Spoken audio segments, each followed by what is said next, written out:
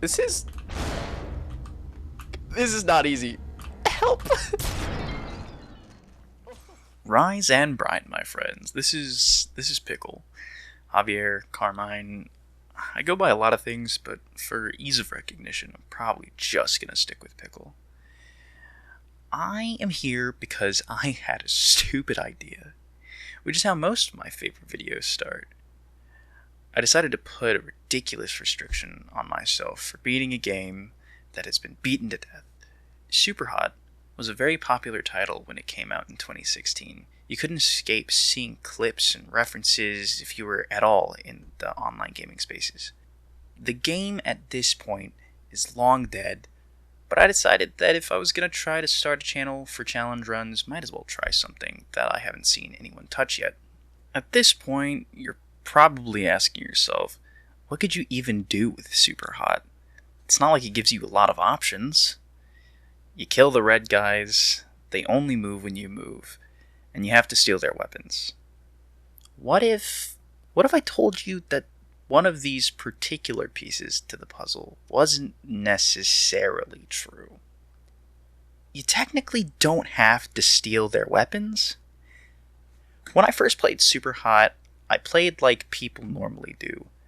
Punching, stealing, shooting. That was at least until I found out about one particular way to kill the enemies. You can jump on their heads. Like Super Mario. It's a me coming to cave your skull in. It's ridiculous.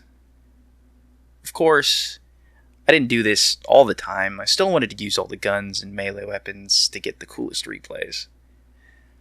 With this being said, 25-year-old me is not as easily satisfied as 16-year-old me. I've refined my palate. I've grown. Some may say I grew into a masochist, but these are the kinds of people who don't understand the temporary gratification and small amount of self-worth that putting needlessly difficult restrictions on yourself and driving yourself slowly to madness can bring. So naturally, I decided to see if I could beat the game by only jumping on people's heads. What if I just cut out one of the most vital parts of the video game? It can't be that bad. It's not like the game just starts throwing an obscene amount of bullets at you as the game progresses. With a heart full of optimism and misplaced confidence and a brain full of cobwebs and blockbuster merchandise, I started the run.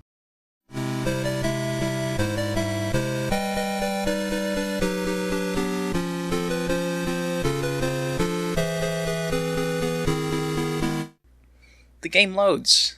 You hear all the funny computer noises and... damn it. The game opens right after you shot somebody. So I feel like this is a good time to revise the rules a little.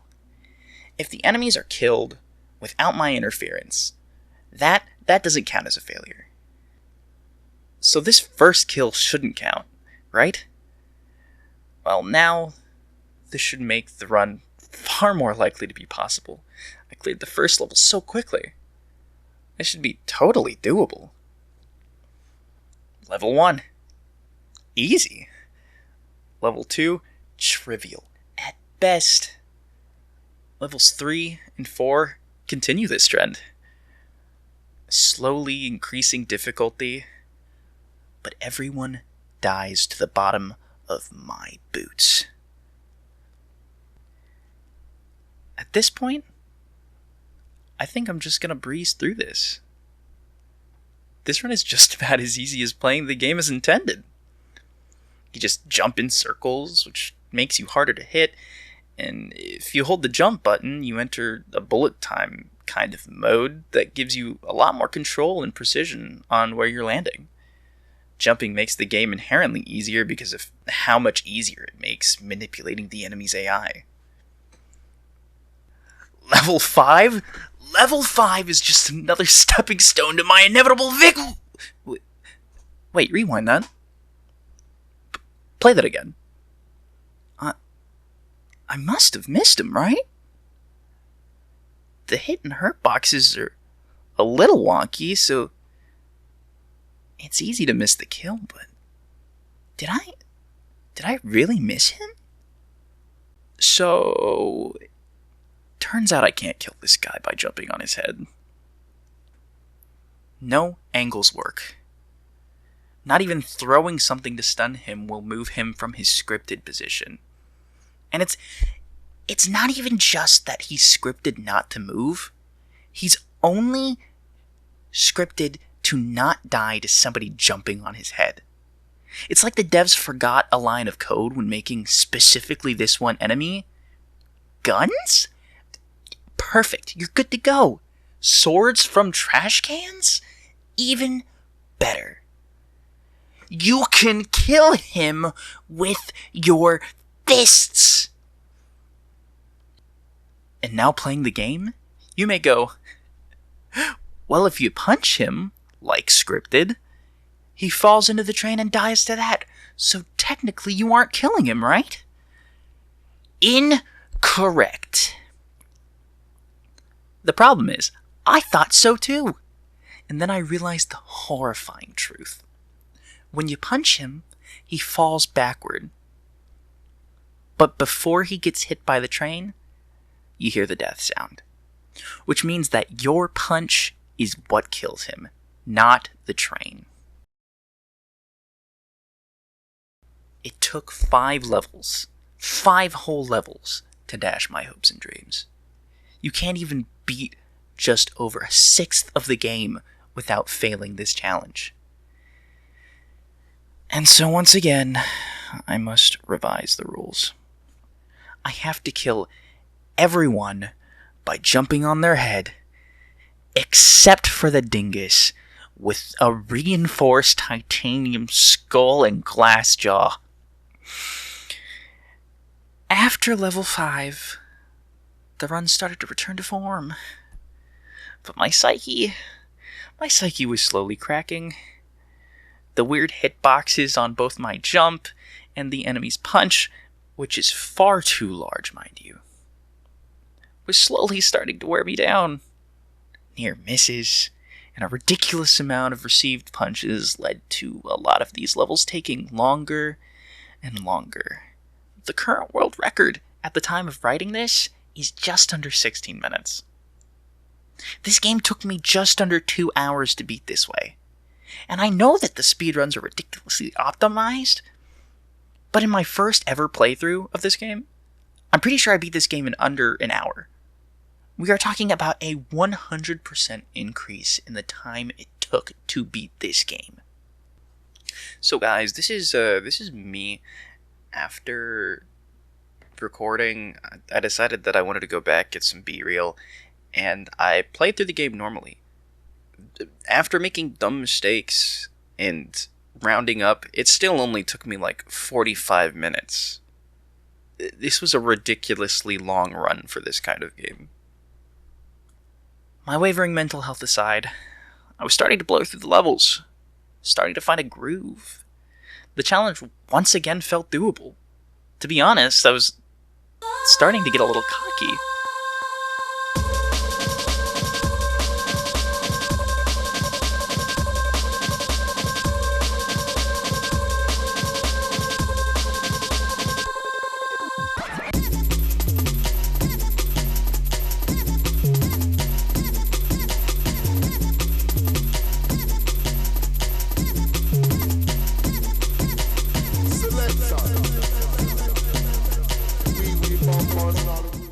I even started to wonder if this was even worth doing a video on. I'm streaming this live, shameless plug, follow my Twitch, and was even worried if the content was interesting enough for a live audience. You could only watch someone have a good time in a challenge run before you start to miss the pain. You know, where's the sorrow? Where's the agonizingly long grind to surmount what is normally a trivial task? These are the things that make challenge runs interesting, you know? The challenge aspect. I had just about given up on the idea of this run being more than just a Let's Play video at this point. Only for the game to pull me back into hell. So fun fact. I'm a history nerd, right? Usually old world stuff surrounding the Mediterranean. Due to this, I love museums. Can't get enough of them. There was until this damn level. They put you in a museum corridor. Or at least that's what it looks like. And then they expect you to run back and forth killing enemies. Which isn't bad when you have weapons. 29 times.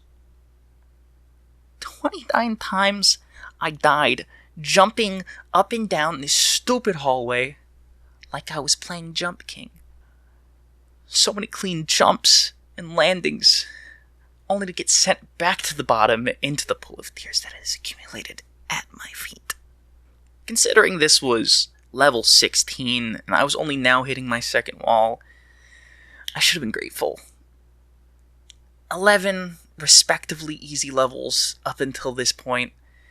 I should feel grand. So I pick myself back up and I try again. And again, victory has never felt so sweet. And now I'm in this stupid elevator. I can't do this. For context, I hate this level. I hated it when I played it normally. I don't know what it is, but for whatever reason, I always had trouble with this level. Now I have to jump around in a small room, pray I can maneuver far enough to jump on someone's head, and then hope that the other two enemies shoot with as much accuracy as a kid in high school writing a book report on Harry Potter after reading the vampire fanfiction off of Wattpad. Needless to say, it took a few tries.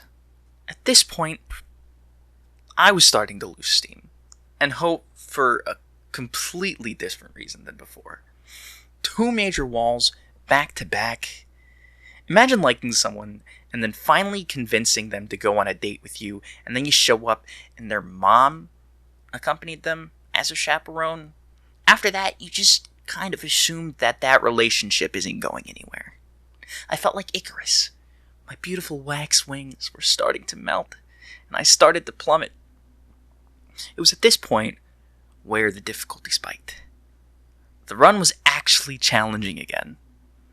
But at least it was interesting. You guys came to see me suffer, so suffer I shall. Now here is where things get controversial. Toward the end of the game, they let the player switch bodies. This does not inherently kill the person you are switching with. There is no death sound when you switch into the enemy, which means they are not being killed as far as the game is concerned. It's more like they just cease to exist.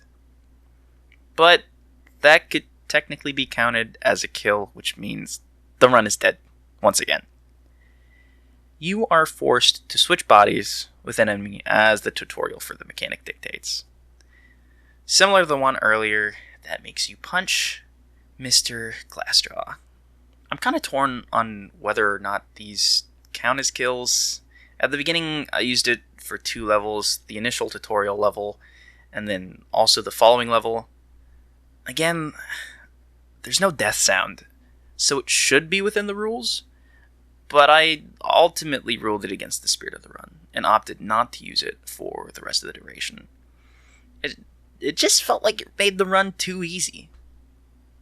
With all that being said, I will not feel bad about using it on the level that I did.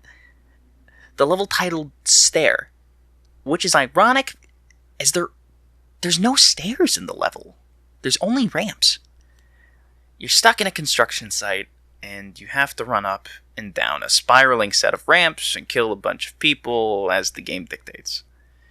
Much like the museum level Simple, when you have guns.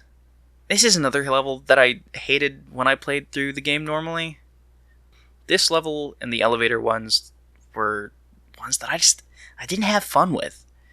Keep in mind that even with the body switching, it still took me a decent amount of tries to complete this level. Not anywhere near the museum level, but if you have any grievances with this, leave a comment. It's good for the algorithm. It's at this point, however, that we get to the final stretch of the run. This is probably where the most fun and rewarding levels resided. I had spent enough time jumping around to understand the best ways to get around every weapon and enemy. I was starting to learn. The only thing holding me back at this point was my own skill.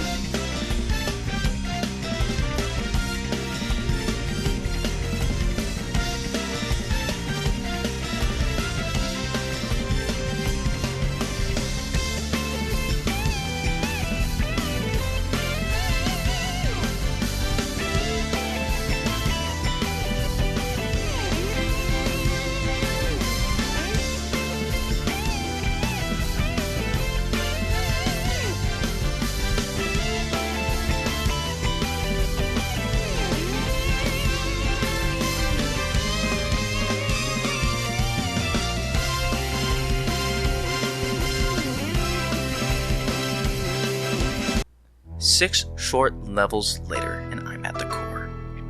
The final goal of the game. Good soldiers follow orders, and just like 5, this war has broken me.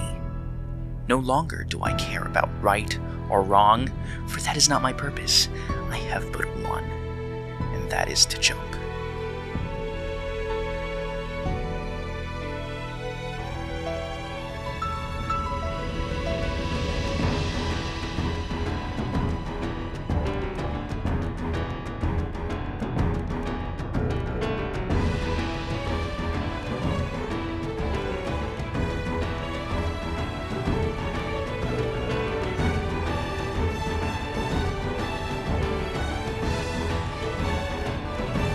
As I make my way through waves of enemies, waiting for my chance to hack into the core, it starts to hit me that I'm at the end. The run's almost over.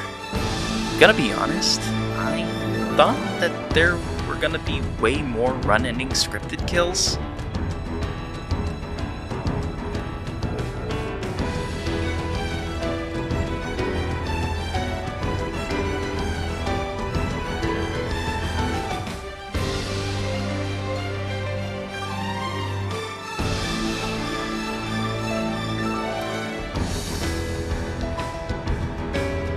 I can finally finish hacking the core. It's done.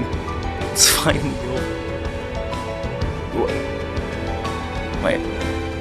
I don't remember anything after hacking the core. And they make you kill a bunch of people, bringing us now to 13 run-ending instances. Well, surely after the level's over, there are no other scripted kills. Well, shit. And with that, we have reached the end of the run. Can you beat Superhot by only jumping on people's heads? No. But the run was still really fun. Up until the end, I would argue that the scripted kills are excusable. But there's just too many at the end. All failures aside, I really enjoyed recording and making this video. I plan to do more runs like this in the future, so I hope that you would drop a like and a follow to show me that this is something you guys would like to see more of. Honestly, just watching the video means a lot, so thank you. With that out of the way, it is time for you to close the lid and shove me back into your fridge until next time. See ya.